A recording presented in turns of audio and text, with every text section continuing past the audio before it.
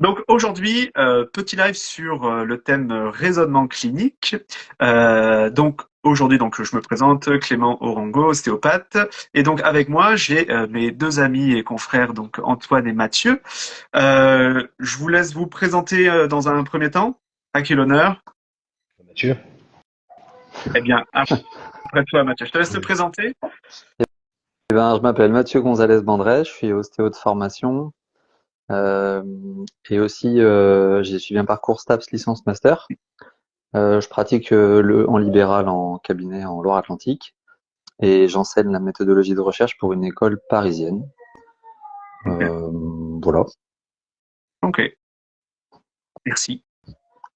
Et toi, À toi, chef. Antoine? Ouais, alors je suis Antoine Crétin.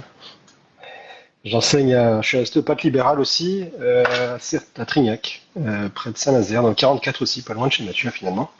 Euh, je suis enseignant à Nantes, voilà, enseignant à Nantes où j'enseigne essentiellement le raisonnement clinique, voilà, essentiellement le raisonnement clinique, et je suis superviseur clinique au CCO de Nantes, au centre de consultation de l'IDEO Nantes. Ok, Voilà. merci. Donc du coup, le raisonnement clinique, enfin, le terme et le sujet du raisonnement clinique, ça vous parle? C'est des choses que vous connaissez un tout petit peu. Je me suis dit, ça peut être intéressant de commencer par, en tout cas pour vous, qu'est-ce que c'est le, le raisonnement clinique en ostéo? Comment ça a évolué? Parce que c'est peut-être pas la même chose quand vous avez commencé et ce que vous faites maintenant. Comment ça, par, par quoi vous voulez commencer? Alors, ouais, alors à la base, enfin, le raisonnement clinique, moi je sais que c'est quelque chose qui m'a toujours intéressé, la démarche intellectuelle, parce que source de biais terribles et d'erreurs de raisonnement terribles, euh, constatées chez beaucoup de monde, et en fait ça demande de la critique, du recul, et il y avait un décalage énorme en fait que j'ai trouvé pendant des années, que ce soit pendant mes études et même après mes études. Euh, quand pendant 10-15 ans, j'étais seul pendant 10 ans. Pendant 10 ans, j'étais seul en cabinet et c'est vrai qu'au bout de 10 ans, en fait, j'ai intégré l'école à Nantes, l'IDEO, pour enseigner. Et en fait, j'ai vu qu'en 10 ans, ça n'avait pas beaucoup bougé, en fait. Ça n'avait pas bougé. Le raisonnement était le même que quand j'étais parti. Moi, j'avais été formé à Paris, les eaux, et on retrouvait les mêmes choses, les mêmes erreurs, les mêmes aberrations qui n'avaient aucun sens pratique en libéral, en fait. Et il y avait se créé un décalage terrible, en fait, entre les études où j'avais été moi un peu mis en PLS quand je suis arrivé dans ma formation, quand je suis arrivé dans mon cabinet. Donc ce processus de pensée, la définition, c'est processus de pensée et de prise de décision qui permet de résoudre des problèmes via des actions appropriées. Euh, bah, voilà, je l'ai pas retrouvé dans la formation initiale en fait. Ça m'a manqué énormément cette théorie et c'est le côté décortiquer un peu, comprendre comment ça fonctionne, qu'est-ce qu'on peut faire pour améliorer ça. Et comment faire pour éviter justement bah, les biais, les erreurs de raisonnement qui faussent notre appréciation clinique. Oui, ok. Et alors, est-ce que la même question du coup pour toi, Mathieu, et après on passera sur le côté qu'est-ce qui a évolué au fil des années, peut-être sur tout Ouais. ça. Bah, je partage à peu près la même histoire qu'Antoine. C'est vrai que le raisonnement clinique. Alors moi, j'ai été formé au CESO Paris et le raisonnement clinique, on en avait surtout en sémiologie médicale finalement. Je trouvais. Et donc, dans ma consultation en dispensaire de soins, j'avais, je crois, un raisonnement surtout sur l'inclusion, l'exclusion, quoi, des pathologies médicales et le triage des patients finalement. Et après, j'étais un peu perdu sur comment je peux raisonner pour essayer d'aider les gens à s'améliorer. Et alors, je m'étais construit un petit truc qui valait ce qu'il valait, mais j'avais l'impression qu'en fait, il fallait que je rassure les gens et que je les mobilise derrière. Et finalement, je savais pas trop comment ça fonctionnait. Et alors, quand je suis arrivé à IDEO Nantes, j'ai pris une tarte parce que il fallait que j'encadre des consultations. C'était dans un milieu sportif au début. Et, euh, et donc, c'était le modèle de raisonnement clinique était très fondé sur les lois de Frayette pour la partie pratique, pas pour la partie triage en amont.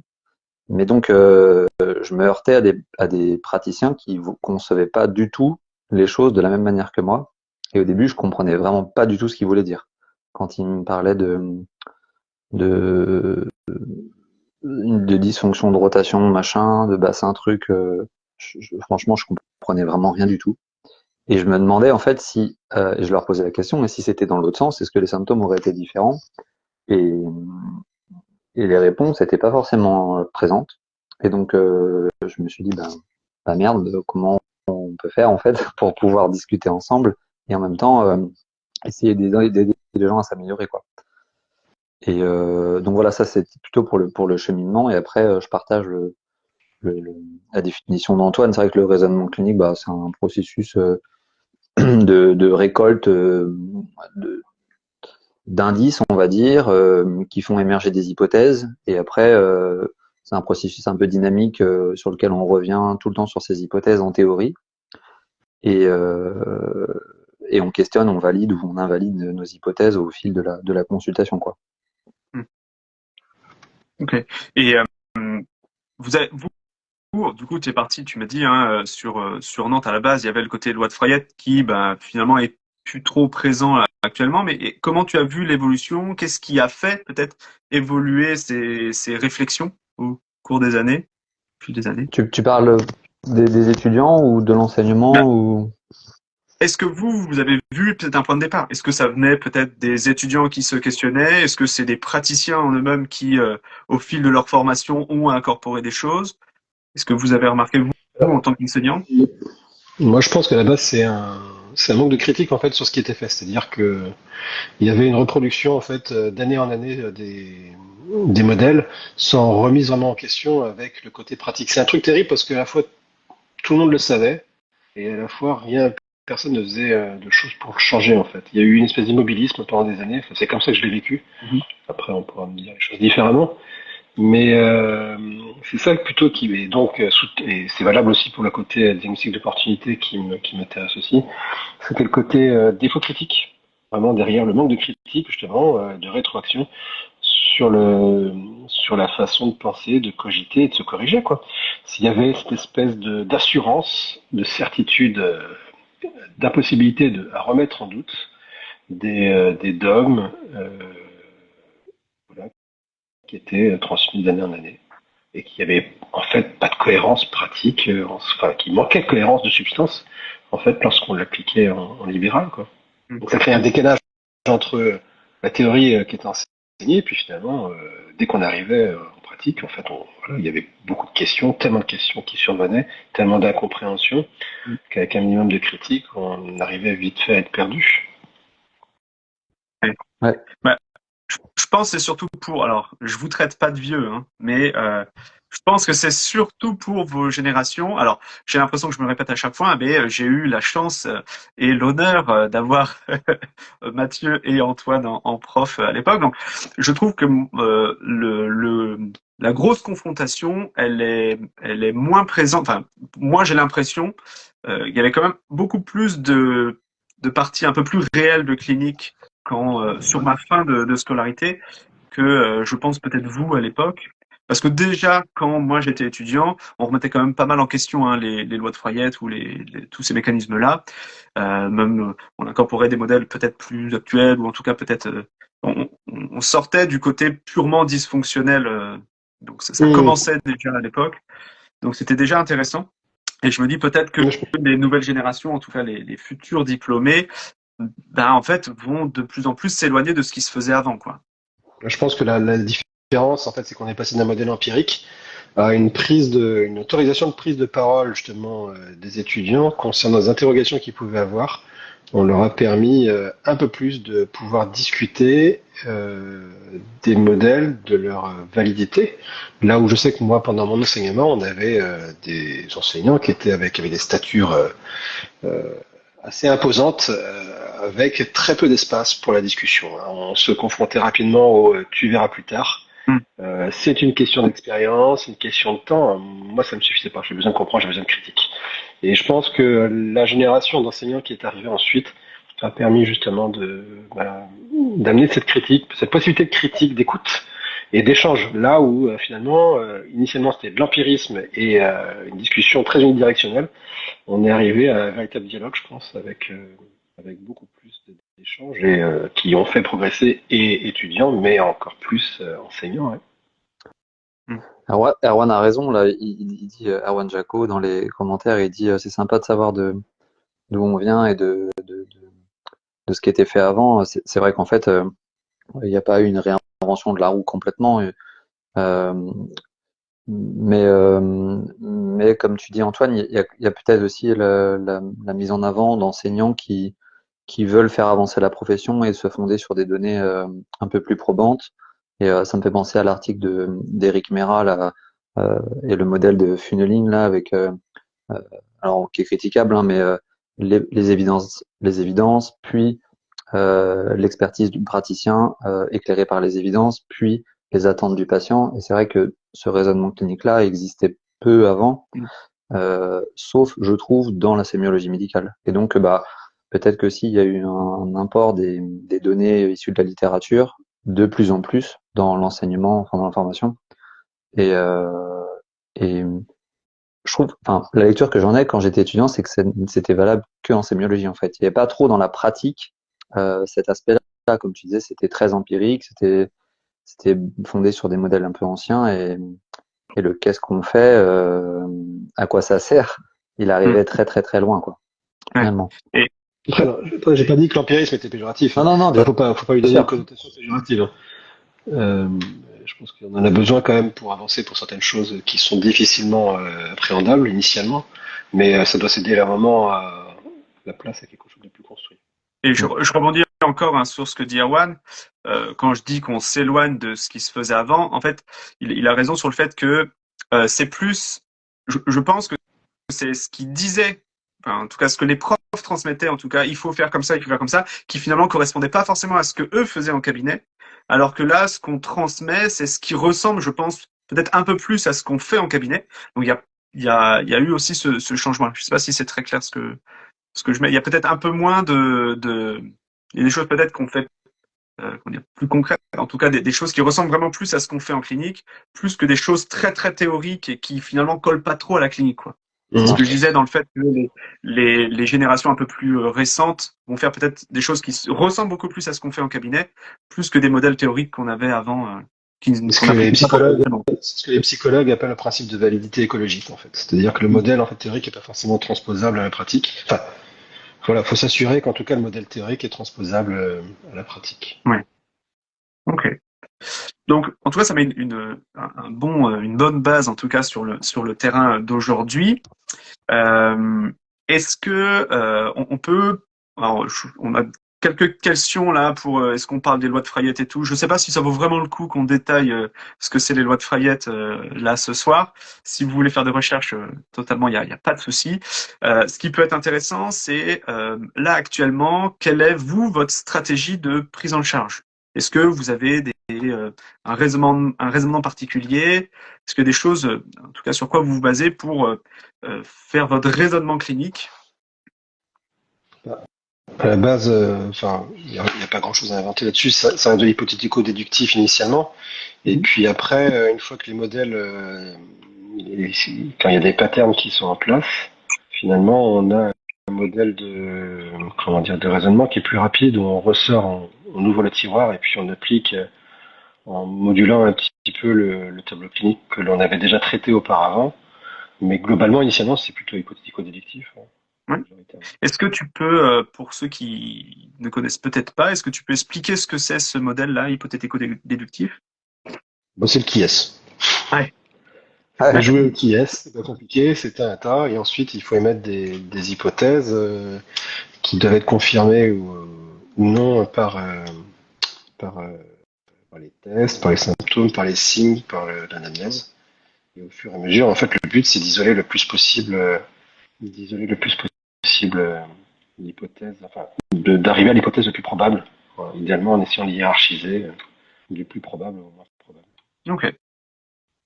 Et ces modèles-là, est-ce qu'il y a, comment alors, c'est des choses que on montre déjà, hein, mais comment vous en êtes venu à perfectionner ce modèle-là? Est-ce qu'il y a des choses tout cas, bon, je pense qu'il y a une partie de littérature pour voir le côté prévalence de telle ou telle chose, mais est-ce que vous avez des sources ou sur quoi vous vous basez pour essayer d'améliorer un peu votre raisonnement ou votre pratique? Bonne question. Alors, moi, c'est double. C'est à la fois, il y a un côté très pas solitaire, mais pratique, un peu égoïste de mon côté pour essayer de comprendre un peu, essayer d'améliorer un peu ma façon de raisonner. C'est de la recherche, c'est de la critique, c'est de l'intérêt. Mais après, il y a les cours, et les cours que j'ai faits, qu'on m'a qu'on m'a proposé de faire au P2, au deuxième année, au troisième année, en ostéopathie à l'IDEO. euh, Où il a fallu que j'aille me renseigner, il a fallu que j'aille que j'apporte en fait de la matière. Et l'université de Montréal à l'époque, alors c'était peut-être il y a 5, 6, 7 ans, je sais plus, avait un équivalent de MOOC, un Massive Online Open Online course, qui était très intéressant, très fourni, où il décortiquait bien vraiment de façon pas absolue, mais relativement pour toutes les professions, la façon dont on raisonnait. Donc un modèle qui était applicable pour médecins, kinés, infirmières, vétérinaires, je crois initialement. Là, ils l'ont un peu plus détaché des différentes professions de santé pour l'appliquer vraiment à tout le monde. Euh, Maintenant, c'est en partenariat avec, je crois, l'Université de Genève et puis peut-être Bruxelles, mais j'ai un doute. Ça a été une grosse source de données, ouais, pour essayer de progresser à ça. Donc je sais qu'au Québec, ouais, à Montréal, ils ont un pôle qui est assez qui est très actif concernant la pédagogie du raisonnement clinique, et, avec beaucoup de vidéos, de e-learning, de formation. Ok. Est-ce que tu as d'autres sources en plus ou? Bon, après, il y a tous les pédagogues, hein, il y a tout ce qui est épistémologie, il y a alors c'est moins directement relié à du raisonnement clinique, mais au bout du compte, on y est. C'est de l'épistémologie, c'est bachelor. Il y a aussi de la pédago avec, j'ai oublié son nom, j'ai oublié son nom. Mais il y a des pédagogues qui sont absolument fabuleux à lire, euh, à les piocher à droite à gauche. Il y a beaucoup de digressions parce que c'est finalement on commence à lire un article, on regarde les références, on va fouiller autre part, il y a une citation qui nous intéresse, on rebondit. C'est très riche, ouais, très très riche. Ok. Et c'est alors petite remarque hein, du coup d'Anthony hein, qui a trouvé en tout cas ce MOOC très désagréable. Euh, euh, je cite hein, du coup comme si le raisonnement du coup était parfait et que les biais n'existaient pas. Ah, Justement, ça c'est des choses ouais. qui sont intéressantes justement à mettre en avant aussi tout le côté un peu biais cognitif qu'on pourrait Ouais. avoir dans notre prise en charge, euh, qu'on met peut-être pas assez en avant quand on donne cours. C'est ce Alors, ouais, pardon. exactement. Non, vas-y, je t'en prie. C'est ce que Eric Mera justement souligne dans son article là. Il explique que euh, la- comment dire, la tentative d'avoir une pratique informée par l'épreuve ou éclairée par l'épreuve, reposant sur un modèle à tabouret à trois pieds là, Mhm. fonctionne parfois pas parce que euh, c'est éclairé par l'épreuve, c'est pas émettre une hypothèse, aller chercher le papier qui colle à l'hypothèse, se dire que comme on a analysé ce dit papier-là, on a obtenu une expertise clinique, et si ça colle au patient, alors on a aussi recueilli les attentes du patient. C'est d'essayer un peu à l'image d'un Prospero, c'est-à-dire on émet plein d'hypothèses, comme si on gravait dans le marbre toutes nos hypothèses et ensuite seulement on allait chercher les papiers qui peuvent invalider nos hypothèses dans un premier temps, quoi. Donc oui, euh, les biais, ils existent clairement dès lors que qu'on commence à raisonner, quoi. Et c'est vrai que moi, je l'ai pas fait le MOOC, mais on Si, est si, obligé de mais mettre en avant ces hypothèses et ces biais, pardon. Anthony a raison. Hein, à la base, c'est vrai qu'ils évoquent très peu la notion de biais initialement, c'est vrai. Mais ce que j'avais apprécié, c'est initialement, c'était au tout début, donc il y avait peu d'équivalents. C'était vraiment un squelette. Et je pense que pour une initiation, enfin pour quelque chose d'initial, vraiment de débutant, je trouvais ça assez intéressant. Maintenant, c'est évident qu'on peut pas aborder, on peut pas aborder le reste du raisonnement clinique sans évoquer justement tous les biais qui se greffent dessus. Ouais. On pourrait faire un post peut-être plus tard où on pourrait énoncer progressivement. Alors, je pense qu'il y a plein de comptes où vous pouvez retrouver des biais. Il y a des biais qui sont assez récurrents sur nos raisonnements, mais il y a plein de pages Insta qui peuvent vous faire des listings de biais. Est-ce que vous avez peut-être d'autres sources? Alors, j'ai un super bouquin, je l'ai pas là sous la main, je suis un peu deg, une personne qui s'appelle le Séverine qui fait un livre sur les biais cognitifs qui est hyper intéressant. Je pourrais vous le montrer un peu plus tard. Et en fait, qui énonce justement un peu de biais cognitifs, c'est très, très instructif. Donc voilà, bref, il y a plein de sources, en tout cas, pour repérer tous ces biais-là. Je Erwan rebondis vient de du coup. donner un autre. Ouais. Pardon. Non, vas-y, excuse-moi. Je disais, Erwan vient de donner une autre référence, c'est Nandaz. Ouais. Ok. Bon, voilà, bref. Ok. Bon, en tout cas, n'hésitez pas. Alors, il y aura du coup cette vidéo qui va apparaître un peu plus tard. N'hésitez pas, si vous avez des références, des choses comme ça, mettez-les en commentaire. C'est toujours bon à prendre. Du coup, sur ce côté raisonnement, on a évoqué le côté un peu prévalence ou en tout cas possibilité d'avoir telle ou telle hypothèse. Ça implique aussi des notions de triage, du coup, qui est en tout cas très important aussi dans notre pratique. Comment vous abordez le triage, comment vous l'expliquez et comment vous le mettez en avant dans vos cours? Bah, à titre perso, maintenant j'enseigne la méthodologie de la recherche, alors Oui, un peu moins. Ok. c'est un peu moins pratique clinique pour le coup. Mais le premier truc qui me vient à l'esprit, c'est que pour formuler des hypothèses et pour trier, il faut déjà connaître des choses qu'on veut inclure à notre raisonnement, quoi. Oui. Donc connaître des pathologies, donc ça passe par la formation, par l'apprentissage, la qualité des formations initiales et des formations complémentaires qu'on peut faire, parce qu'on peut pas émettre une hypothèse si de base on la connaît Oui, pas, quoi. c'est ça. On trouve que ce qu'on connaît. Exactement, c'est ça. Et donc c'est bien aussi parfois d'aller faire des petites recherches peut-être complémentaires et de se dire tiens, qu'est-ce que j'aurais pu inclure de moins probable dans ma liste, parce que j'ai cherché à exclure le plus probable, mais qu'est-ce que finalement j'aurais pu aussi inclure, et d'essayer peut-être faire des petites recherches a posteriori après les cas avec nos patients. Enfin, voilà, ça m'arrive de le faire maintenant que je suis plus trop en clinique, mais Antoine répondra mieux que moi à la question, je pense. Ouais, alors, je suis toujours un peu embêté moi sur la définition et là Anthony qui est là du coup me mettrait l'amende. Mais la notion de catégorisation, triage, phénotypage, alors déjà sur la définition je suis un peu moins à l'aise. Est-ce que c'est juste des synonymes? Je pense pas totalement. Après, pédagogiquement parlant, je pense pour être dans une démarche vraiment vis-à-vis des étudiants, je pense qu'il y a besoin de catégoriser, de trier et de mettre les choses au clair. On sait bien qu'il n'y a pas de limite, hein, on veut toujours mettre des petites cases, des petites boîtes, de façon à se rassurer et puis à pouvoir progresser. Avec le temps, avec les années, avec l'expérience, on sait bien que les frontières sont poreuses et que forcément c'est plus complexe que ça. Et c'est vrai que là, du coup, ce que Mathieu dit, on va chercher des choses un peu plus rares, etc. Moi, c'est cette notion de prévalence qui me tracasse, mais presque. Euh, on développe un tableau clinique, on développe une maladie, un syndrome, quelque chose d'un genre, on parle de prévalence. Et comme on voit sur les réseaux sociaux, je pense à nos influenceurs ostéo, on entend toujours c'est les 0,01% qu'on n'a jamais. Bah, au bout du compte, c'est vrai qu'il y a des choses qu'on a tendance à voir plus fréquemment et on se dit putain merde, qu'est-ce qui se passe? Pourquoi est-ce que ces choses-là qui sont annoncées comme peu prévalentes finalement arrivent plus fréquemment où j'y suis confronté? Alors on l'a vu avec la notion des douleurs irradiantes en ce moment avec les formations de Laurent. Donc on est sûrement un peu biaisé par ça, ces formations-là. Et ça ressort sur nos pédagogies, hein, quoi qu'il arrive. Hein. Que ce soit les douleurs vasculaires, que ce soit les douleurs irradiantes, c'est vrai que sur ces dernières années, c'est des formations qui ont quand même énormément impacté, je pense, la pédagogie, qui en fait beaucoup progressé les choses.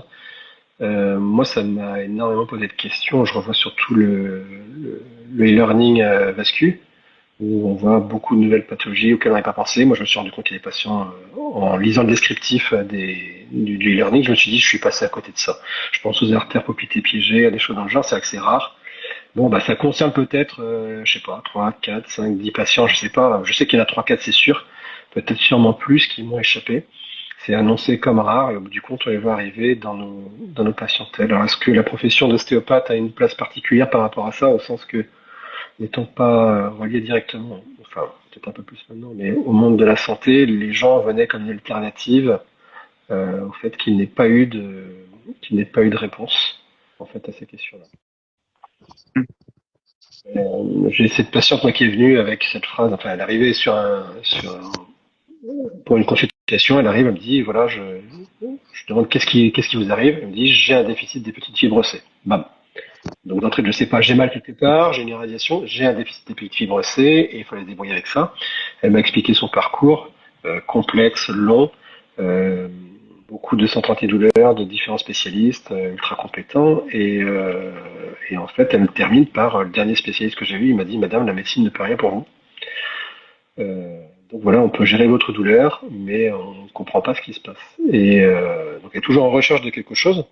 Et donc, est-ce qu'elle arrive chez l'ostéopathe, ce qui est complètement improbable à Triac. Bon. Ouais. Parfois, on s'est fait la remarque en off tous les trois, mais parfois et peut-être même de plus en plus, le tableau enfin, comment dire, là j'ai envie de dire la tronche du paysage de santé en France, on se retrouve aussi avec des patients qui consultent en première intention, euh, qui ont des pathologies spécifiques en fait. Donc euh, peut-être que la notion de triage prend encore plus le pas maintenant euh, sur notre pratique parce que les gens n'ayant pas de rendez-vous chez un professionnel de santé autre se retrouvent chez nous. Donc à nous de réadresser vers la personne concernée les 10 patients, quoi. Et parfois aussi de faire le relais, même sur des pathologies non spécifiques, je pense, moi c'est plus dans mon domaine, mais des patients qui ont besoin de rééducation ou d'un suivi ou d'une réathlétisation, dans le 3 semaines, un mois de délai qui s'écoulera entre notre consultation et leur rendez-vous, par exemple, chez un kinésithérapeute, pour assurer le suivi, c'est bien parfois de proposer des exercices Mm. et donc on a peut-être Dans la partie un peu aussi conseil. Ouais. ouais, c'est ça, carrément. Mm. C'est ce que tu dis hein, sur le tableau, le paysage français. Si vous voulez aller voir sur le site de l'adresse, DREES, vous avez les données du coup de l'évolution de la population des médecins libérales et on voit que du coup 2027 c'est à peu près le plus bas de la courbe en profession libérale et ça recommence à partir de 2027. Donc je me dis jusqu'à 2027 des zones où il y a déjà un peu le côté un peu désert médical, ça peut augmenter un tout petit peu et nous du coup profession en première intention, c'est là où il faut pas trop se merder. Vu qu'on aura peut-être de plus en plus des cas qui, je veux dire, des cas qui puent, un peu plus fréquents au cabinet, c'est là où du coup il faut quand même avoir des bons outils et pour vérifier si c'est vraiment d'autres ressort ou pas. Et comme on l'a dit tout à l'heure, si on ne sait pas quoi chercher, on passe forcément à côté, quoi. D'où l'importance de se former, de continuer à améliorer notre examen clinique, quoi. Ouais. Est-ce que vous avez vu un changement justement, tu l'as dit Antoine, hein, des patients qui viennent avec d'autres pathos, mais vous avez vu cette évolution au cours des dernières années ou c'était déjà le cas dès que vous êtes sorti d'école, vous aviez des cas un peu qui n'étaient pas forcément de votre domaine, quoi. Est-ce que Oui, ok, oui, peut-être que tu en as eu, mais finalement tu ne savais pas forcément l'évaluer, quoi. On revient sur cette question-là. Ouais. ouais, c'est ça, il y a certainement de ça aussi. Franchement, je sais pas du tout quelle est la proportion de patients qui consultaient en première intention chez moi et qui avaient besoin d'être réorientés. Peut-être qu'aujourd'hui je cherche plus aussi parce que peut-être on se forme plus et donc puis le temps faisant aussi et du fait de nos centres d'intérêt pour le triage, enfin, pour plein de trucs en fait. Finalement, voilà, on développe nos compétences pour ça. Franchement, j'en ai aucune idée. Ouais. En tout cas, je pense que j'émets plus d'hypothèses qu'avant, ça c'est sûr. Ok. Et j'espère que j'en émettrai plus dans 10 ans. Mais Oui. Mais, oui, Ouais, c'est ça ce fausse. que. Oui. J'ai dit ça Excuse-moi. fausse forcément le. Non, non. Je disais, ouais, c'est délicat parce que moi, c'est vrai, ça fait 20 ans. Euh, Comme dit Mathieu, de toute façon, c'est vrai que mon expertise, expérience, tout ça a tellement évolué en plusieurs années, surtout sur les 10 dernières années. Euh, j'ai l'impression que la patientèle a évolué, qu'elle est différente. Ça reste une impression. Mm. Vraiment. Trop subjectif pour pouvoir vraiment déduire quelque chose. Et puis, c'est une création, donc après, il y a tellement de choses trop délicates à interpréter. Je veux pas. Ok. Mm. Et justement, est-ce que vous trouvez que c'est, bah, alors du coup plus Antoine parce que du coup c'est ce qu'il va enseigner à l'école. Justement, tous ces termes de catégorisation ou triage, enfin, toutes ces méthodes d'examen clinique. Moi, je trouve que ça a augmenté. En tout cas, il y a une part un peu plus importante, en tout cas, de ces examens-là au cours des dernières années. Est-ce que toi, tu trouves que c'est justement de plus en plus présent? Comment tu le vois? Est-ce que les étudiants l'incorporent beaucoup plus dans leur pratique? Je pense non, plus présent, je suis pas sûr, hein. Franchement, ça a toujours été présent. C'est juste qu'on sait pas. C'est juste à mon avis la pédagogie qui est surtout en ostéo Mhm. qui s'en est accaparé et qui l'a incorporé finalement au bout du compte. J'ai pas été voir, mais que ce soit en médecine, en kiné, alors peut-être je suis mal placé pour le dire, mais j'imagine que c'était peut-être un peu plus structuré. Là où nous, je maintiens, hein, on avait un enseignement qui était très empirique et basé sur des préceptes anciens et qui est peu remis en question. Donc l'apport de ces modèles, enfin, du modèle de raisonnement, puis après, en dehors de ça, de cette volonté de vouloir catégoriser, trier, etc. Euh, c'est à visée aussi d'abord pédagogique, parce que c'est plus facile pour les étudiants de mettre des limites sur les choses et de les cerner dans un premier temps. Euh, donc ouais, ça a été, bon, c'est une lente transformation, et puis c'est amené à continuer, je pense. Maintenant, je pense, on pourrait demander, les étudiants ont l'air d'adhérer relativement à ce genre de format. Enfin, on les voit même spontanément faire des arts décisionnels, des choses dans le genre en clinique. Donc Mm. c'est qu'il y a une méthode derrière qui a été, qui le font spontanément, hein, pour eux-mêmes, pour une question de progression personnelle. Et donc ça montre qu'il y a quand même enfin, je pense que c'est bien accepté et que c'est plutôt bien repris Ouais. par les étudiants. Ok. Et aussi, Est-ce que, les... euh, Pardon. ouais. Non, c'est Quand moi, j'y pense, excuse-moi. je me dis aussi les, les découvertes avant, j'ai envie de dire, parce que et c'est cool parce que c'est aussi transmis à notre examen, parce que je pense à en formation initiale, moi un examen neurologique qui sortait enfin, des résultats de tests qui sortaient du normal, on référait tout de suite, alors qu'aujourd'hui, bah, on a quand même plusieurs options. On a est-ce que ça atteint les fonctions ou pas? Est-ce que c'est pas, je prends l'exemple du neurologique, hein, est-ce que c'est juste un nerf sensible? Est-ce que c'est réversible par réversible? Mm. Et en fait, il y a aussi des nuances qui se créent, parce que qui, à mon sens, n'existaient pas en 2012-13. Alors même si les papiers, quand on prend le recul, qui existaient déjà, Mm. mais bon, voilà, ça se transmet et puis du coup, ça fait évoluer nos pratiques aussi et, et ce qu'on peut proposer aux patients finalement, quoi. Ouais. Alors après, je pense aussi le truc qui a pu changer un peu tout ça, c'est aussi l'accessibilité du PubMed, à des choses dans le genre. C'est vrai que moi, on m'a jamais proposé ça pendant mes études, hein. J'avais l'envie d'eux, j'avais bien la notion qu'il y avait un souci, mais je savais pas où chercher. Puis passer mon temps à la BU, c'était pas possible, hein, j'étais trop loin. Donc c'est vrai que j'étais un peu coincé sur ça et en faisant, entre autres, c'était la formation à l'époque des neurosciences de la douleur de Jerry et puis Marco et Laurent. C'est vrai que ça m'a donné c'est la boîte de Pandore qui s'est ouverte, quoi, au sens qu'on me donnait la possibilité d'aller chercher par moi-même avec des choses. Mais j'avais pas cette chose-là, ça m'avait manqué en fait. Mm. Et à partir de ce moment-là, je pense que ce qu'on offre aussi aux étudiants aussi, en dehors du raisonnement clinique, du côté triage, etc., c'est la possibilité de la critique et de pouvoir aller chercher eux-mêmes les infos. On leur donne les outils via le LRO, entre autres, le labo de recherche de l'école et des autres écoles, de pouvoir eux-mêmes critiquer leurs connaissances, chercher et puis apporter des choses, s'apporter des choses. Moi, ça m'a Mm. manqué cruellement à l'époque, hein. Donc ça, c'est une grosse évolution, je pense, dans la pédagogie. Après, aujourd'hui, la notion de critique, elle est, euh, elle est obligatoire. Je pense qu'elle est de plus en plus présente au sein de l'école. Les étudiants sont de plus en plus présents. le Covid a participé aussi à ça avec la critique des tests, entre autres, je vois, sur les notions de planimétrie. Euh, C'était intéressant de voir le public s'en saisir.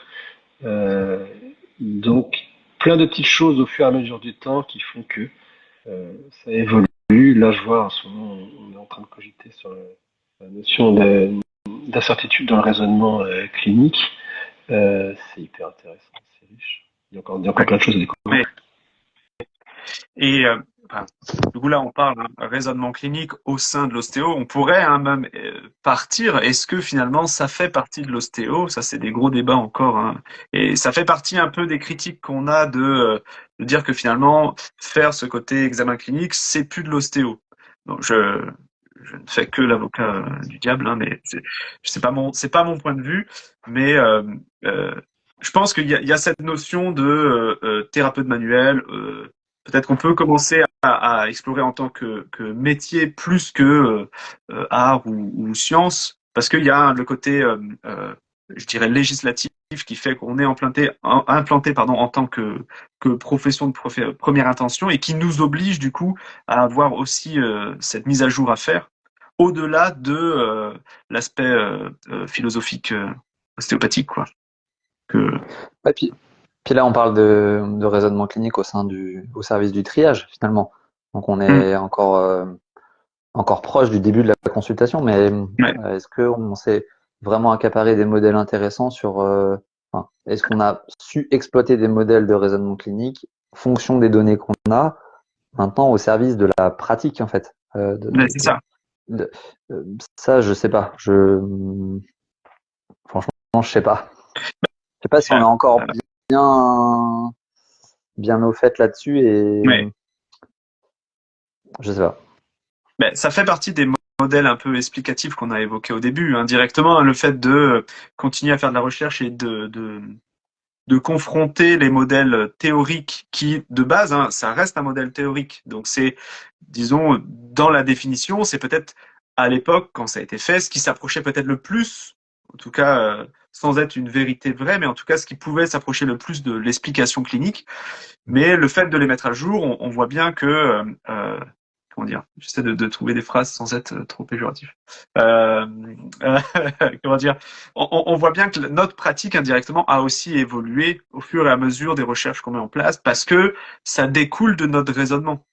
Comment dire, la stratégie qu'on va mettre en place en fonction des hypothèses, c'est pas la même de juste je vais faire truster une articulaire ou autre parce que le raisonnement s'arrête pas juste à là. Il y a tout ce raisonnement de post-consultation, des choses vraiment de stratégie de prise en charge qui est importante et je pense qui a été qui a évolué au fil des années et pas juste un listing de dysfonctions et je pousse ou c'est dur quoi. Enfin après ça reste mon point de vue. J'essaie de rester le plus comment dire euh, neutre si je peux. Mmh. Enfin, je prends en partie, mais je pense que vous aussi, votre pratique a évolué. Votre façon de faire manuelle a évolué au fil de votre expérience, hein, mais aussi au fil de votre réflexion. Ouais, mais est-ce qu'on est encore dans l'hypothético-déductif? Est-ce qu'on en est encore à formuler une hypothèse pour choisir un outil, un plan de traitement ou un outil, ou est-ce qu'on est dans du test, réévaluation, retest? On en parlait. Quelles sont les techniques les plus indiquées pour une douleur non spécifique?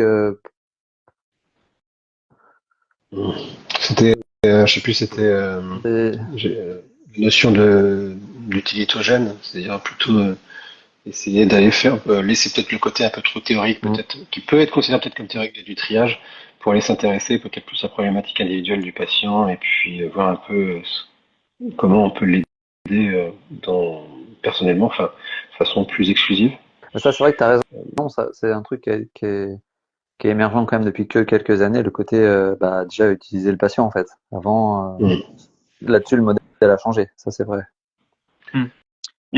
Je dirais aussi, il y a aussi des, comment dire, des méthodes, je dirais, de raisonnement où avant c'était de recherche de causes ou des choses comme ça, ou peut-être qu'on peut partir sur des raisonnements un peu plus salutogènes, où on va plus chercher comment dire, je sais pas si c'est très clair ce que je veux dire, mais avant en fait c'était cette cause-là, donc il fallait forcément faire ça, alors que finalement on est plus sur des choses de tests de ce qui module en tout cas les symptômes, peut-être plus de recherche de modulation de symptômes. Ouais, une approche solutionniste, quoi. Un peu comme en Ouais. psycho, Ouais. finalement.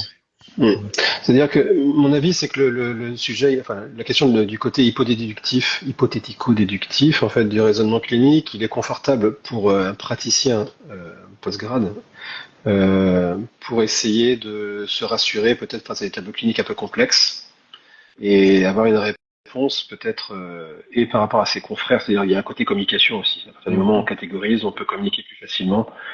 Ça simplifie un peu, ça rassure. Moi, je sais qu'avant, l'examen neuro, c'était catastrophique. On nous expliquait rien et je savais rien en faire. Tandis que maintenant, je sais à peu près quoi en tirer, quoi mettre en avant et puis éventuellement comment communiquer là-dessus. Et pour en communication interprofessionnelle, mais aussi même par rapport aux patients, parfois, de façon plus simple, ça peut servir à la fois après de réassurance. C'est-à-dire qu'au-delà du processus cognitif, en fait, il y a une utilisation en communication qui, à mon avis, que moi j'utilise peut-être encore beaucoup plus aujourd'hui. Ça bouleversera pas ma prise en charge de trier comme ça et de me dire bah, c'est ce patient a ça, il a une douleur plutôt tendance, je sais pas, nociceptive avec une composante nociplastique, etc. Et puis voir un peu en fonction du contexte, essayer de voir un peu comment ça peut aider ma prise en charge. Mais même en termes de communication, parfois ça peut simplifier le dialogue avec certains patients. Okay. Erwan a raison. Avant, c'est vrai qu'on émettait un peu des généralités à partir d'un cas. C'est un peu le modèle inductif là, et maintenant on est plutôt dans le côté abduction. C'est on fait une observation, on essaye de construire quelque chose, et puis on critique fonction aussi de pas mal de choses. Il me semble que c'est Christophe Gau qui avait publié sur le sujet. Erwan doit savoir là-dessus, sur les modèles inductifs, abductifs, et j'ai oublié le troisième truc. Bref, je laisse Erwan commenter, mais c'est vrai que euh, comme on est un peu sorti du praticien centré, ben on n'est plus dans cette généralisation de ce que je trouve et de se dire bah ça va être tout le temps un peu comme ça ou ces patients-là fonctionnent comme ça. On est un peu plus dans bah, qu'est-ce qui peut marcher, comme tu disais Clément, et se questionner est-ce que ça marche ou ça marche pas quoi. Finalement. Ok. Est-ce que alors dans le chat, hein, n'hésitez pas à faire remonter un peu les questions. Hein. Si vous avez, on a Maxime le modo là sur le live qui me fait remonter les questions si besoin, si en tout cas j'en loupe quelques-unes. Est-ce que vous avez d'autres choses, en tout cas Mathieu là ou Antoine, est-ce qu'il y a d'autres choses sur lesquelles vous voulez qu'on rebondisse? Pas Mathieu. Non, on a déjà papoté à peu près 45 minutes, c'est déjà pas Ah oui, mal en tout ok. cas. On a bien synthétisé, hein, mais ça va. On n'a pas trop, on s'est pas trop étalé, ça va pour l'instant. Euh, Je pense qu'après, juste, enfin, après, par rapport à ce qui m'intéresse, c'est qu'il y a les pédagogies derrière qui m'intéressent au-delà du raisonnement clinique, parce qu'il y a le raisonnement clinique en pratique. Et puis après, il y a la façon de le transmettre aussi que je trouve assez intéressant. Et euh, après, c'est vraiment un truc, c'est que j'ai pas cogité, mais j'ai dans l'idée que dans la notion de progressivité, en fait, d'apprentissage, euh, pour en revenir au côté utilitogène que je trouve très intéressant, vraiment en postgrad, en utilisation de cabinet, je me dis, je me posais la question de transposer ce modèle-là au niveau étudiant et je me dis que c'est peut-être trop complexe ou peut-être en fin de formation. Mais je pense qu'il y a probablement comment dire, euh, des modèles de raisonnement après qui ont des qualités et des défauts et qui doivent être adaptés en fonction en fait de l'évolution du praticien, quoi. C'est-à-dire que au stade initial, on peut pas parler de modulation de douleur directement. Enfin, je me vois mal. Je me vois mal parler de ça ou je sais pas, enfin, de notions un peu plus complexes qui demandent quand même un certain recul pratique et d'expérience. bah, alors, c'est une des choses que je trouve, qui est un peu mal fait dans l'enseignement, c'est qu'en fait, alors après, ça reste moi mon point de vue. Hein. C'est que j'ai l'impression qu'on montre les outils avant de savoir dans quel contexte les outils. Ça veut dire qu'en gros, on a première, deuxième, troisième année, on monte plein de techniques, on monte plein de tests, on monte plein de choses. Et c'est à partir de la fin de troisième année, D1, enfin quatrième année ou cinquième année, où on commence à essayer de leur expliquer dans quel cadre ça pourrait être intéressant. Ça veut dire que j'ai l'impression que, ok, on monte la boîte à outils, et après on lui dit, bah vas-y, plante un clou, sauf qu'on lui a pas forcément expliqué comment il fallait le faire, quoi. Je sais pas si c'est très clair cette analogie-là, mais je trouve qu'on monte des outils sans forcément expliquer, en tout cas, dans quel cadre ça pourrait être intéressant, etc., etc. Ou en tout cas, c'est pas très concret pour les étudiants, je trouve. Ouais, alors finalement, tu as plein d'outils qui serviraient à la même chose, fonction aussi des attentes du patient et du moment, quoi. Mm. Notamment dans le cadre musculo-squelettique, comme disait Anthony. Finalement, est-ce qu'on cherche de la modulation de symptômes? Est-ce qu'on cherche à améliorer une fonction? Est-ce qu'on cherche à diminuer un handicap particulier, par exemple chez quelqu'un qui a un peu à l'image d'un self-handicap scale, là, des éléments qui vont le handicaper dans son amélioration? Est-ce qu'on cherche ça? Et on en discute avec lui. Est-ce que il y a X outils qui peuvent servir à la même chose, en fait? Mm. Ouais. J'ai deux petites questions sur Anthony. Je te laisse répondre, Antoine. Je vais juste regarder toutes les petites questions et après on rebondit dessus. Moi, je disais après, bon, après, il faut prendre les décrets et puis les interpréter. Je pense que je sais pas comment ça se passe après, de façon uniformisée nationale par rapport aux différentes écoles d'ostéo. Donc, on a un modèle nous qui est en est un. Je sais pas ce qui se pratique dans les autres écoles. Donc là-dessus, je vais pas émettre de, enfin, je vais rien dire parce que c'est critiquable, mais positivement et négativement. Mais voilà, je sais pas comment ça se passe dans les autres écoles vraiment. Ouais, puis il y a ce cas, de toute façon, qui existe, quoi. Je peux pas faire une généralité d'un truc en fait où on est très, où j'ai une vision qui est très rétrécie Ouais. en fait. Ouais. Je vous pose du coup les petites questions qu'on a du coup d'Anthony. Est-ce que vous pouvez du coup parler de vos cadres cliniques? Alors si j'ai bien compris, c'est les cadres cliniques que vous utilisez, si c'est bien ça. Alors n'hésitez pas à repréciser un peu. Alors est-ce qu'on peut parler de vos cadres cliniques pour du MSQ? Musculo-squelettique. Et qu'est-ce que ça veut dire cadre, c'est-à-dire? Alors très bonne question. Alors, après il enchaîne avec qu'est-ce que vous cherchez chez vos patients? Alors c'est peut-être le cadre de raisonnement, sur quoi vous vous basez, peut-être sur votre raisonnement, si je ne me trompe pas. N'hésite pas à préciser, hein, Anthony, si on a mal compris. Si on cherche l'alliance, c'est une bonne réponse ou pas?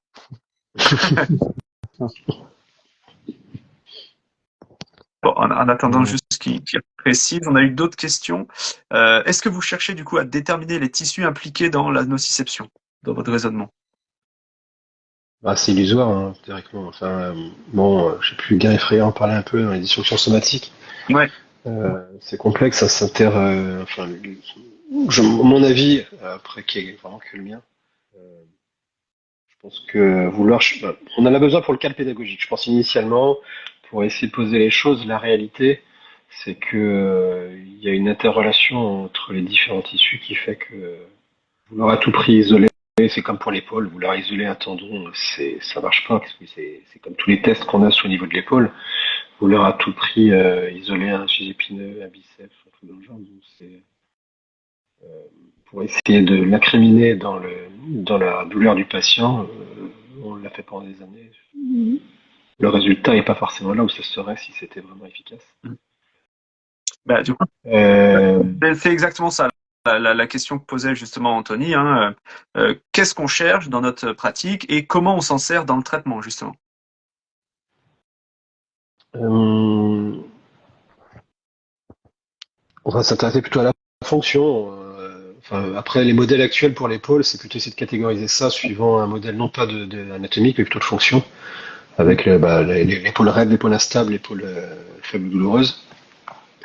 J'ai dans l'idée à peu près que c'est ce qu'on va avoir tendance à chercher maintenant beaucoup plus, du gain de mouvement, du confort chez le patient.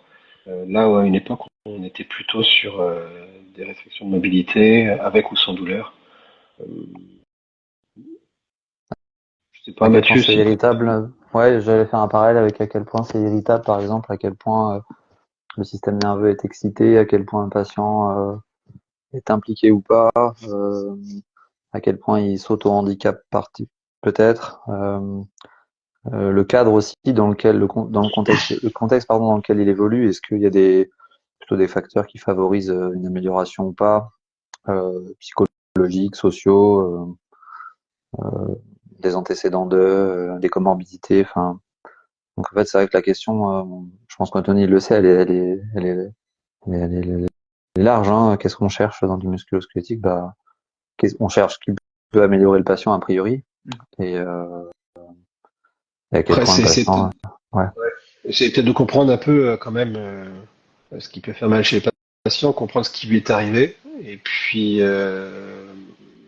après, c'est d'essayer de voir un peu avec le patient ce qui peut l'aider à comment dire, à le soulager ou du moins à lui redonner un peu de réassurance, peut-être, que ce soit en passif, en actif. Mhm. À voir. Ouais. En tout cas, lui Je sais proposer des choses qui fait sens, quoi, pour lui aussi, parce que en ouais. soi, si on se dit que c'est de l'exercice, mais que finalement ça donne pas forcément sens avec lui, il faut aussi prendre en compte cette donnée-là, je pense, dans le raisonnement. Chose qui avant, enfin, j'avais l'impression que c'était, je retrouve tel truc, je fais telle technique, Ouais. et voilà, quoi. Autrefois, les enfin, moi c'est comme ça que je le perçois, c'est que les ostéos d'autrefois, c'était vraiment des chorégraphies. Hein. C'était vraiment une ostéopathie assez égoïste, au sens où le praticien seul, en fait, testait, trouvait, bon, c'est très biomédical au bout du compte, hein. Testait et appliquait, et le patient n'avait pas forcément besoin de savoir ce qui se passait. Euh, donc voilà, aujourd'hui, on sait que ça a complètement changé. Enfin, aujourd'hui, on a bien compris qu'on a besoin d'échanges du patient, du praticien, de la science, du BP. Mais Mm. dans la mise en œuvre d'une consultation comme ça, moi je sais, alors c'est pas le raisonnement clinique directement, mais par rapport aux attentes d'un patient, moi j'ai toujours le Ford en tête, avec ces questions que se pose un patient, c'est qu'est-ce qui m'arrive, qu'est-ce que vous allez me faire, qu'est-ce que je vais faire pour aller mieux, et puis combien de temps ça va durer, et éventuellement combien d'argent ça va me coûter. Mais enfin voilà, une consultation pour moi aujourd'hui, évidemment que c'est répondre, c'est donner du sens en fait via cette question qu'est-ce qui m'arrive. Après dans le raisonnement clinique en soi, vraiment biologique, mécanique, tout ça, etc. C'est d'essayer de voir si c'est plus nociceptif, neuropathique, nociplastique, voir comment le contexte peut influer. Essayer de voir si ça peut être les traumato ou pas, essayer de voir si l'horaire inflammatoire ou mécanique, on essaie de catégoriser pour y arriver petit à petit justement à une hypothèse assez restreinte. En fait, il y a quand même une espèce d'arborescence qui se crée initialement avec cette fameuse question initiale de je vous écoute, qu'est-ce qui vous arrive? Et le patient répond soit j'ai mal ici, soit il m'est arrivé ça. Et puis du coup, découle le reste en fait du raisonnement clinique où on essaye de voir si c'est plutôt mécanique, inflammatoire, plutôt mal quand vous bougez pas, etc. Essayer de trouver un truc. Alors c'est pas, j'en fais pas une vérité du tout, hein, c'est juste une aide pour essayer de façonner un traitement, essayer de comprendre et proposer quelque chose au patient. Et ça sera forcément inclus dans une réalité, enfin dans un contexte, dans un contexte psychosocial et émotionnel du Mm. patient. Ouais, sachant que, comme Erwan il en parlait tout à l'heure, selon le modèle inductif, parfois on fait notre examen le jeudi et la réalité biologique qui nous paraît être celle du patient, c'est celle aussi du jeudi, quoi. Donc, Mmh. euh, oui, c'est bien d'essayer de comprendre la réalité biologique et on l'a vu tout à l'heure dans un optique de triage et voir s'il y a une lésion, une blessure, si voilà, c'est important. Après, dès lors qu'on passe dans d'autres aspects, c'est complexe, quoi. Comme disait Erwan, la réalité clinique et biologique, c'est autre chose, quoi. Mais bon, Oui, bien c'est sûr. Mais bien après, d'essayer d'aller il y a pas de... questionner et tester quand même, quoi. Mmh, Ouais. mmh. Non, c'est vraiment faire une proposition à peu près cohérente, essayer de trouver un point d'accord entre la proposition du praticien et la conception du patient sur ce qui lui est arrivé, à viser sûrement de renforcer un petit peu peut-être le lien. Mhm. Ok. Je recheck juste si on a d'autres questions. Donc sur le Discord, alors je sais pas si vous avez eu le temps de checker, hein, venez sur le Discord, c'est très bien, on parle de pas mal de choses. On avait déjà lancé un tout petit peu la discussion avant sur le Discord, donc on a eu pas mal pardon de choses qui ont été euh, présenté là pendant cette petite discussion-là, hein, et c'est intéressant de voir un peu l'évolution des gens, en tout cas l'évolution de leur pratique et de leur raisonnement au fil des années. C'est assez intéressant. On a, si ça vous intéresse, tout le parcours d'Anthony. C'est hyper bien présenté parce qu'il nous a mis des petits emojis et tout. C'est hyper propre, comme d'habitude. Donc voilà. Donc n'hésitez pas aussi à venir sur le Discord pour venir discuter hein, de tout ça. Il y a pas mal de petites choses. Concernant justement ces petites questions, je regarde juste si on a tout évoqué. Donc on a évoqué hein, tout au début des modèles explicatifs, en tout cas tels les lois de Freyre, les choses comme ça que vous avez mis de côté. Est-ce qu'il y a d'autres modèles qui, en tout cas vous à l'époque, étaient enseignés, que vous avez mis de côté ou que vous avez réfutés ou qui ont été réfutés entre-temps? La quantification du stress mécanique, c'est pour la blague. Je crois que ça fait quand on a commencé les podcasts aussi sur Au bord du terrain. Je crois qu'on avait déjà eu cette question. Jamais eu de réponse. C'est très compliqué. Ouais, la quantification du stress mécanique, c'est compliqué. Voilà. Mais c'est. Non, après, moi, sur les modèles, c'est les mêmes que vous avez eus, en fait. Hein. Ça n'avait pas beaucoup évolué entre-temps. Hein. C'est ça le drame, en fait, c'est que j'ai terminé en 2004 jusqu'à 2015, en fait, c'est vrai qu'on a retrouvé les mêmes choses partout, ces modèles-là. Donc, non, j'en garde plus beaucoup, en fait, hein, en soi. Le modèle de dysfonction somatique incluait quand même de la sensibilité euh, ressentie par le patient. Il y a cet avantage-là quand même de questionner comment est-ce que vous sentez ça, comment est-ce que vous sentez ci, et de voir l'évolution dans la séance, par exemple. Donc ça, il y avait cet avantage-là, quoi. Ok. Mais, ouais. Donc ça peut être des pistes assez intéressantes hein, si vous n'avez pas vu non plus les conférences de Gary Fryer justement sur la dysfonction somatique qui était assez intéressant. Alors moi la version que j'ai eue elle était un peu doublée en même temps donc faudra que je la réécoute parce que des fois j'écoutais plus en anglais ou en français et du coup je me perdais un peu tout seul. Mais faudra que je la réécoute, ça c'est intéressant. Est-ce que vous avez d'autres choses? Il y a plusieurs articles qu'il a fait, Ouais. Gary Fryer, dont Somatic Dysfunction, Conundrum, donc qui pose les bases du problème, en fait. C'est assez intéressant, c'est bien fait. Mhm. Est-ce qu'il y a d'autres articles, d'autres choses qui ont en tout cas vous ont été utiles lors de la mise à jour de votre raisonnement ou de votre pratique? Utile, c'est-à-dire, Euh, sur quoi vous avez basé en tout cas votre nouvelle réflexion? On pourrait, hein, parce que c'est du. la euh, critique, vraiment, sur la critique. Sur me ouais. dire, en fait, alors, il y a une phrase que je mets à toutes les sauces, et puis c'est, c'est toujours Bachelard qui avait écrit Penser contre soi-même, dans ce livre Penser contre soi-même, et qu'on retrouve après avec Olivier Audet aussi, pareil, lorsqu'il développe son système 1, système 2, système 3. Le mode d'analyse, pareil, c'est pas du raisonnement clinique direct, mais bon, pourtant il participe. Les erreurs, les biais des étudiants aujourd'hui, il y a une partie qui vient de ça. C'est-à-dire le défaut de critique, le défaut d'inhibition de ce système de pensée trop rapide et souvent il mène à un raisonnement fallacieux. Euh, mais Bachelard, ouais, cette phrase penser contre soi-même, c'est Alain, avec qui se contente de penser, ne pense plus rien.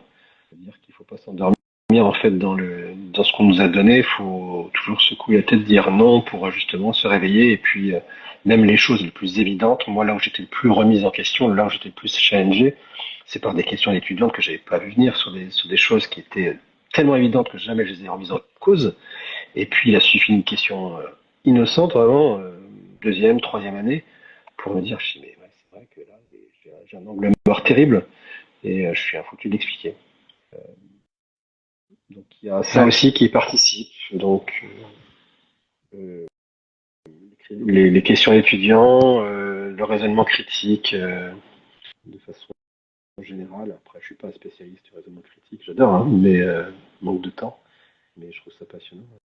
Puis, puis au-delà du raisonnement clinique, c'est Guy Gerenzer aussi, Guy Gerenzer qui développe ça, c'est un psychologue allemand, qui parle beaucoup de notre malinterprétation des données, dont statistiques et cliniques.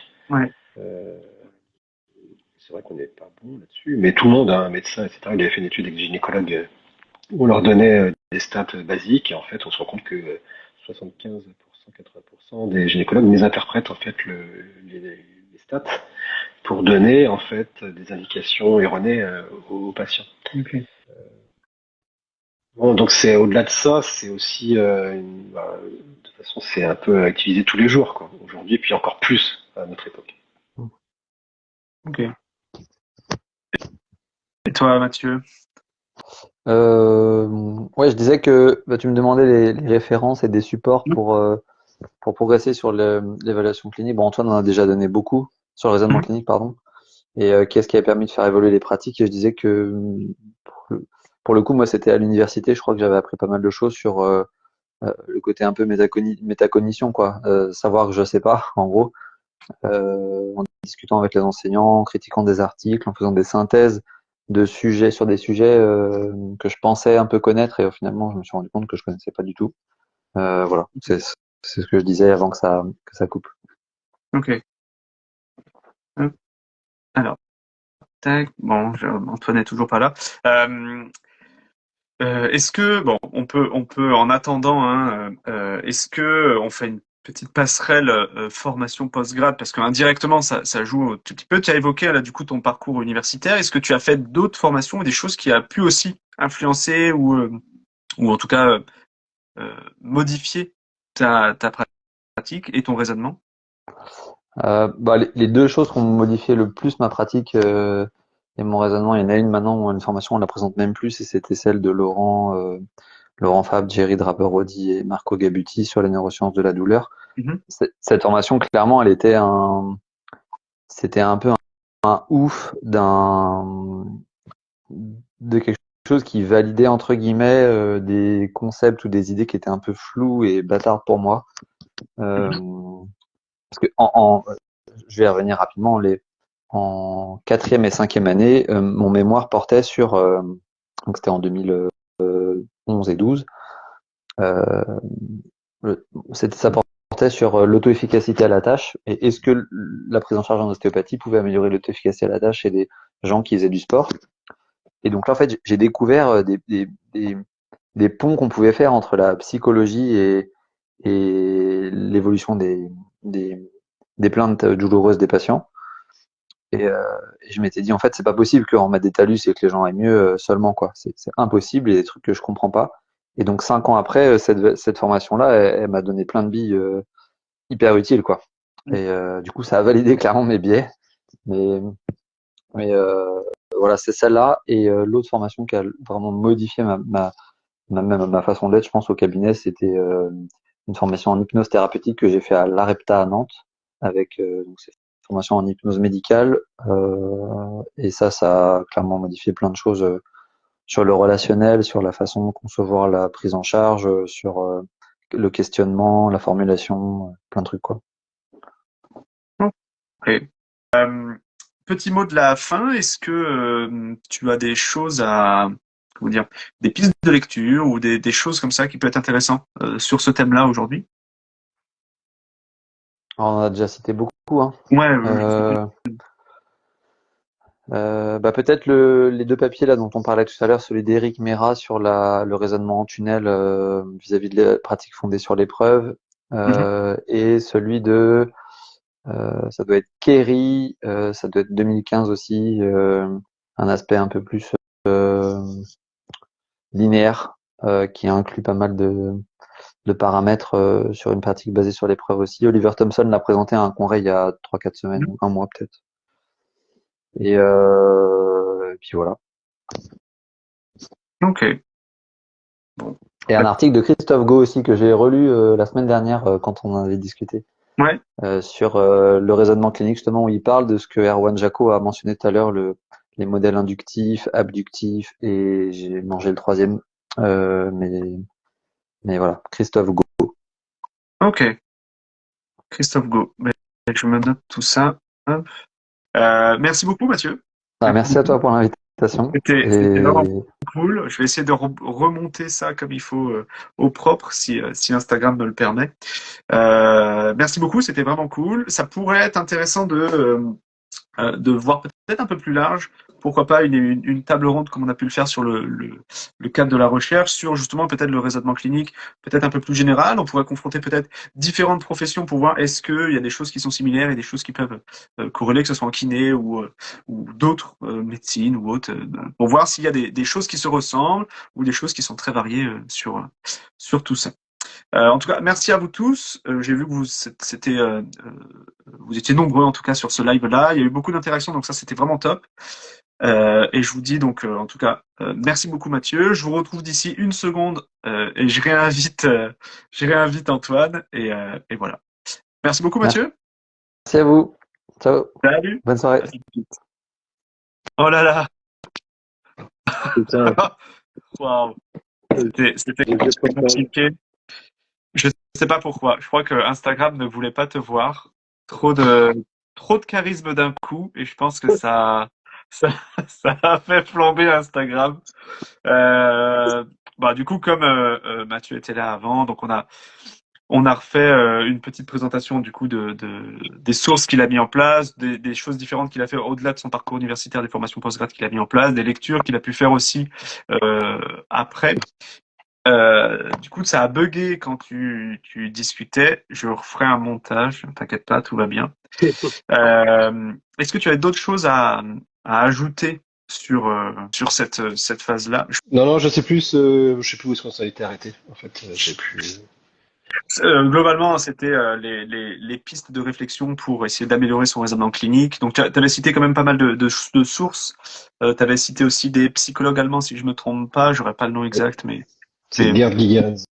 Gerd Gigerenzer, ouais, qui a pas mal publié dessus. Gerd Gigerenzer. Euh, et puis après, bah, c'est des philosophes, c'est Alain, c'est enfin c'est Bachelard qui ont, ok. qui ont beaucoup contribué à tout ce qui est critique. Euh, bon, enfin, il y a mille citations possibles. Mais moi, je sais que moi, c'est surtout Bachelard avec son livre sur la formation de l'esprit scientifique qui était intéressant. Ouais. Ok. Ok. Bon, du coup, ce sera un petit mot de la fin. Est-ce que tu as d'autres choses à rajouter? Je vois que Mathieu revient. Euh, Est-ce que tu as d'autres choses à rajouter? Est-ce que, en plus, en tout cas sur ce sujet-là, est-ce que tu veux rajouter d'autres choses? Non, non, bah ça continue d'évoluer. C'est vrai que je suis assez. Après, c'est plus sur le côté pédagogique et puis comment dire la facilité avec laquelle les étudiants en fait ont adhéré à ce modèle-là pédagogique en fait, avec la notion de triage qu'on a évoqué tout à l'heure, de raisonnement. Il y avait comme quoi ce besoin, à mon avis, de clarification, de critique des données. Et je vois aujourd'hui les interactions d'étudiants, c'est devenu complètement dingue quand on prend il y a 10, 15, 20 ans où c'était très passif en fait dans l'apprentissage. On voit qu'aujourd'hui il y a une réelle interaction avec vraiment challenge des enseignants dans leur enseignement. C'est intéressant parce que ça nous bouge énormément. Il faut préparer à se faire bouger et on se fait bouger de plus en plus. Alors j'avais lu vite fait sur les commentaires euh, que ça changerait pas tant que les anciens enseignants continueraient d'évoluer. Je suis pas forcément d'accord, hein. Moi, je trouve que les anciens enseignants confrontés en fait au discours des étudiants, puisque finalement de la progression de la pédagogie il y a des différents modèles comme ça qui sont enseignés, évoluent parce que les étudiants les appliquent et confrontent les enseignants secondairement. Alors on a un profil qui est un peu délicat parce qu'on est à la fois enseignant et professionnels libéraux, ce qui fait que bah, le temps de formation qu'on a à côté, certes, il est pour nous en libéral, mais aussi c'est un temps en plus sur notre temps personnel qui est à prendre. Ça évolue beaucoup et les étudiants deviennent de plus en plus pertinents, de plus en plus rapidement. Euh, J'ai hâte de voir comment ça continuera d'évoluer d'ici quelques années encore. Carrément. Carrément. Ça, c'est un point important justement sur le côté challenge qui nous demande justement en tout cas en tant qu'enseignant, de se remettre quand même souvent à jour. Donc ça, c'est quand même plutôt cool. Énormément. Hmm. D'autres choses à dire ou peut-être, je dirais, un petit mot de la fin ou une reco, peu importe. Si tu veux rester sur le thème, on peut rester sur ce thème-là. Mais est-ce que tu as d'autres recommandations ou d'autres lectures qui peuvent être intéressantes, à part des albums de Slayer? La formation d'Anthony à SK? Ah ouais, ok. Il faut que tu la finisses, hein, on a dit. Ouais, Donc, oui, je sais. ouais, J'ai pas terminé. ok. Donc, Bah oui, entre autres. Puis après, il y a tellement de choses, il y a tellement de. Alors, il y a des learning à aller fouiller, à les trouver. Il y a une offre qui est devenue complètement démesurée, comparé il y a quelques années où c'était relativement rare. Mais c'est vrai que le Covid, avec le distanciel, a énormément contribué à propager ce mode d'enseignement. Je trouve ça hyper intéressant, riche. C'est dur de s'y retrouver parfois même, hein, foncièrement. Et puis après, c'est des formations en présentiel, c'est des rencontres. C'est pouvoir discuter, échanger avec facilité avec tout le monde, que ce soit justement entre autres Anthony, que ce soit Brian, Laurent, que ce soit Jerry, tout ça, toutes ces cliques-là qui a énormément contribué, je pense, à faire évoluer la pratique actuelle. ouais.